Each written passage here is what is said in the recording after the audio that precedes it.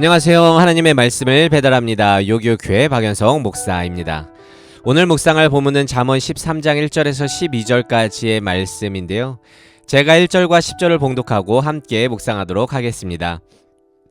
지혜로운 아들은 아비의 훈계를 들으나 거만한 자는 꾸지람을 즐겨 듣지 아니하느니라. 교만에서는 다툼만 일어날 뿐이라 권면을 듣는 자는 지혜가 있느니라. 미래학자 레너드 스위트는 이렇게 말했습니다. 창의성은 배경 잡음 속에서 찾을 수 있다.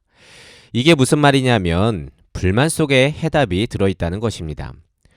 기업의 혁신은 불만 속에서 나오는 것으로서 성공하는 기업은 반드시 고객의 불만을 귀담아 듣고 제대로 반응하는 시스템을 갖고 있다고 합니다. 근데 생각해보면 당연하지 않겠습니까? 외부의 건의와 불평을 잘 듣고 이행한다면 잘 될 수밖에 없습니다. 그래서 듣는다는 건 지혜라고 볼 수 있겠죠. 오늘 본문은 어제에 이어 입을 함부로 놀리지 말고 거짓말하지 말라는 내용이 소개되고 있고요.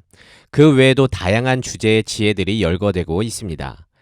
6절에는 공의는 정직한 자를 보호하고 악은 죄인을 패망하게 한다든지, 8절에는 사람의 재물이 자기 생명의 속전이 되는데 재물로 자기 목숨을 구하기도 하고 가난한 자는 협박을 받을 일이 없다며 각 상황에 맞는 재물의 순기능을 소개하기도 합니다. 그중 오늘은요, 훈계에 대해서 살펴보고자 하는데요. 여러분, 훈계란 무엇입니까? 사전적 의미로는 잘못하지 않도록 타일로 주의시킨다는 말인데요. 쉽게 표현하자면 말로 듣는 책망이라고 할 수 있겠습니다. 그런데 훈계는요, 간접적입니다. 왜냐하면 아직 일어나지 않은 일에 대한 지적이자 전해 듣는 얘기이기 때문입니다. 근데 요즘엔 이 훈계라는 것을 잘 찾아볼 수가 없습니다. 그렇지 않습니까?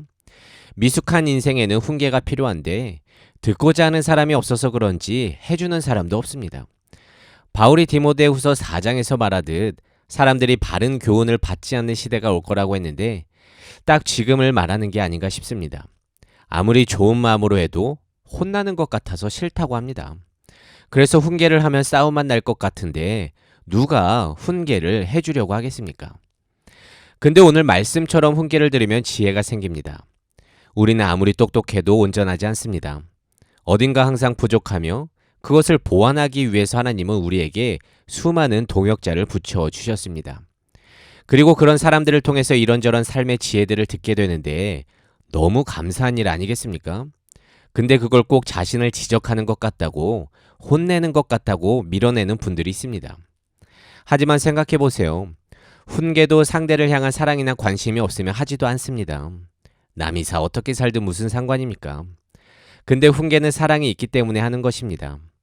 그래서 우리를 사랑하시는 하나님은 훈계하시는 하나님이 됩니다. 하지만 여전히 우린 광야의 이스라엘처럼 하나님을 향해 내 뜻대로 할 거니까 간섭하지 말라며 주님의 말씀을 어리석게도 무시하고 외면할 때가 참 많지 않습니까? 사람을 향해서도 그러고요. 한 청년이 제게 목사님, 저는 주일마다 혼나는 심정으로 온다고 말했습니다.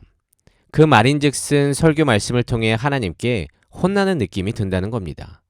물론 말씀을 들을 때면 혼나는 것 같으니까 부담스럽고 마음이 찔려 너무 아프기도 하지만 말씀을 통해 이 세상 속에서 그나마 선을 택하고 믿는 자로서 버틸 수 있는 지혜와 힘을 얻는다는 것입니다. 근데 그거야말로 주어진 인생을 살아가는 최고의 선물 아니겠습니까? 이와 같이 잘 듣기만 해도 모든 면에서 성숙해지고 믿음은 견고해질 수밖에 없습니다. 하지만 이런 좋은 결과가 있음에도 사람들은 여전히 들으려고 하지 않습니다. 근데요, 훈계라는 게 왜 있겠습니까? 미리 지적해서 화를 피하는 것입니다. 이게 안 되면요, 다음엔 징계가 옵니다. 징계는 훈계와 달리 직접적입니다. 그렇다고 징계 또한 나쁘다고만 할 수는 없습니다.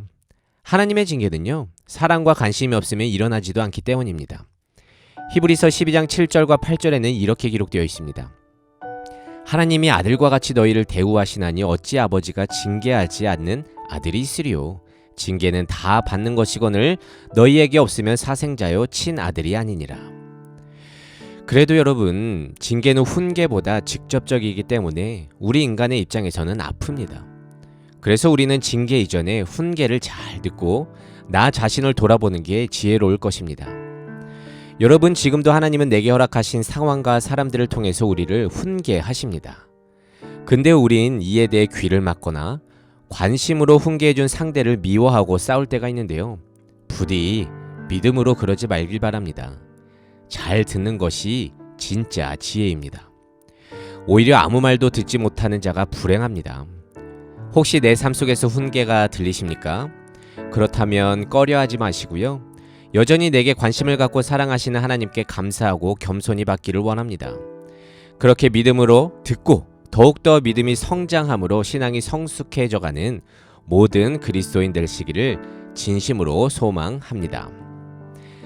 말씀을 묵상하면서 내 삶에 적용하기를 원합니다. 언제 어디서나 나를 향한 훈계를 잘 들을 수 있도록 영적인 귀를 열어놓고 들리는 말들을 통해 주 안에서 성숙하고 굳건한 믿음 달라고 기도합시다.